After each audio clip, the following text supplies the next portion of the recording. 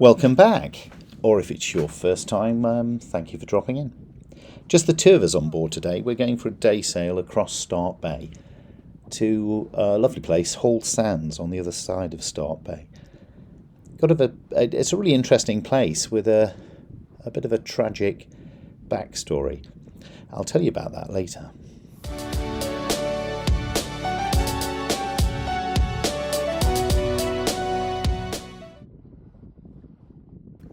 We've come down the 4 miles or so down the river to the sea, and Hallsands is, as I said, right across Start Bay. It's about another 7 miles for us, tucked in there just behind Start Point. Should take us a couple of hours or so this morning. We've got about 8 to 10 knots of wind. It's mainly westerly, coming off the land, so we're sort of fetching all the way across. Should be a nice easy sail. Slightly odd this morning though. We've had some big easterly winds recently, and there's still a bit of a swell coming down the channel. So I've got an easterly swell, i.e. going with me, and a nice breeze coming the other way, which means it's a little bit swelly, really interesting to sail in. Forecast says that the wind's going to get up and this swell will drop as the energy dies in it. Should be great fun.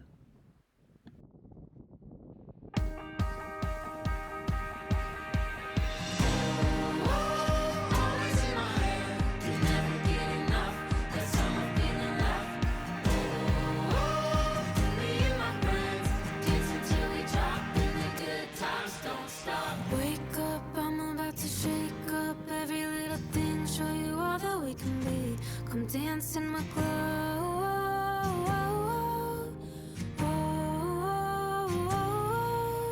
Fireflies in the yard, everything's a work of art. Already got everything we need to dance in the glow.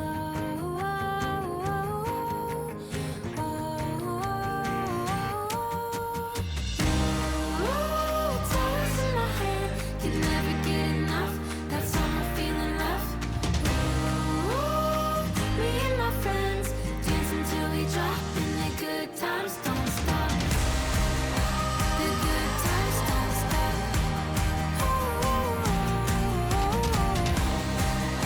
The good times don't stop. Late nights sitting under starlight, searching for the meaning and the beauty that we see. Come bathe in the glow.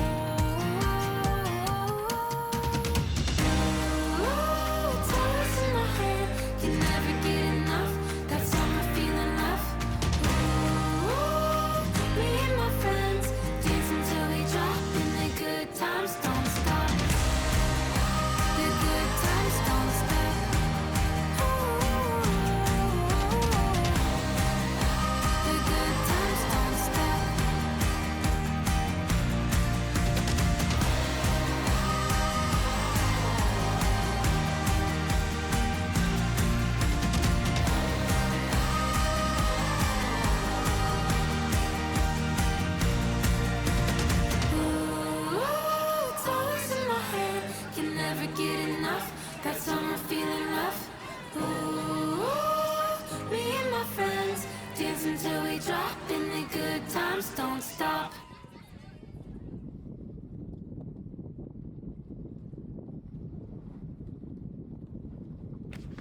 A couple of hours later and we've arrived at Hallsands. As I said, interesting place tucked in behind Start Point.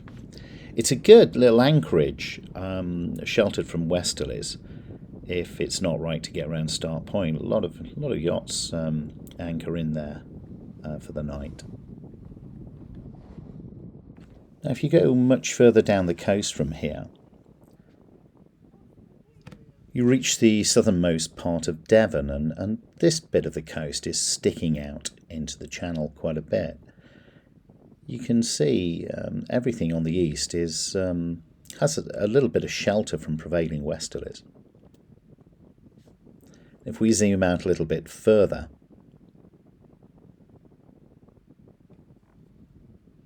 you can see how the geography fits in the wider context of the south coast of Britain. As I said, Hallsands is a great place just to hole up if conditions aren't right for getting around Start Point. But not today, it seems. We've got the last of this easterly swell coming in. That would make it quite uncomfortable. And a few gusts coming over the beach. So we decide just to heave to a little bit offshore and have our lunch here. So Hallsands looks absolutely derelict, and pretty much most of it is. But although the weather played a big part in what happened here, this was no natural disaster. Now, until the 1890s, Hallsands was just a normal, small, isolated fishing village off the south coast of Devon. Most of the villagers made their livelihoods crab fishing off the Skerries bank, and life there would have been quiet and undisturbed. But in the 1890s, they needed to expand the dockyards in Plymouth and wanted gravel, wanted ballast to do so. So they started looking around the coast at various places to get this gravel.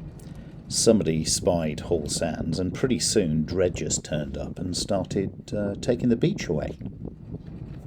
Now, the locals weren't terribly happy, understandably, so there was some parliamentary inquiry which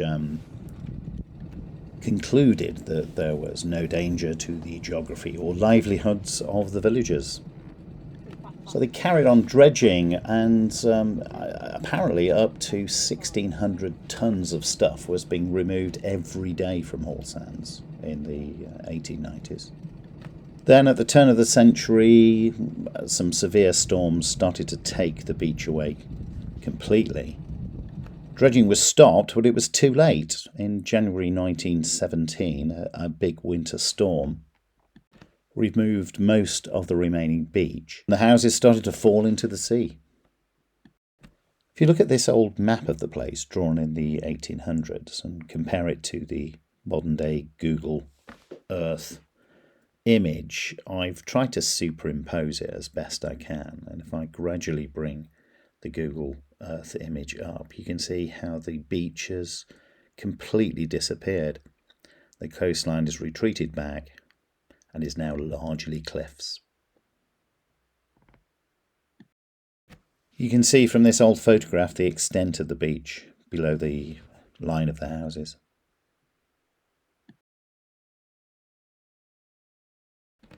And whilst there have been some modern attempts to keep the existing beach where it is with some seashore defences, Hallsands is lost.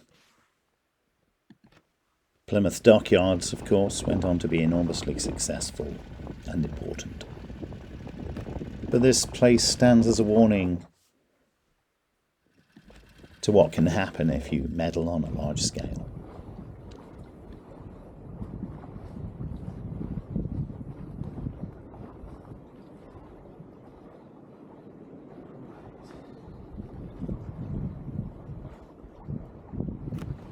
Lunch is over and we're heading home.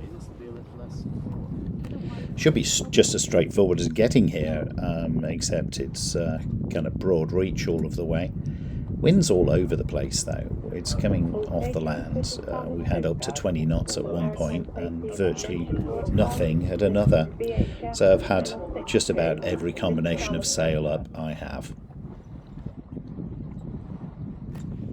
That easterly swell seems to have just about died now.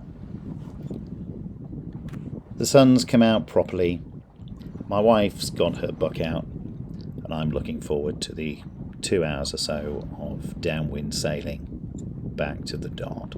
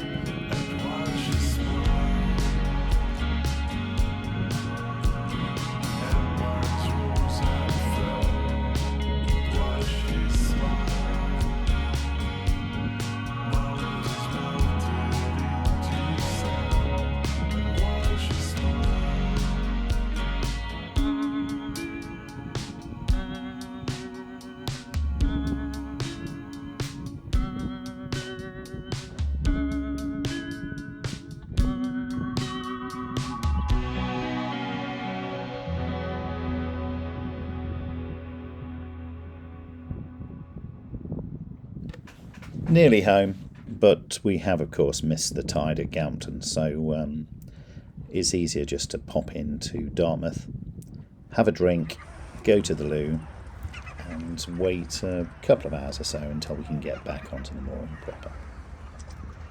Thanks for watching, everybody. Please like, subscribe, share, do whatever you can. It all helps the algorithm. Thank you very much. See you next time.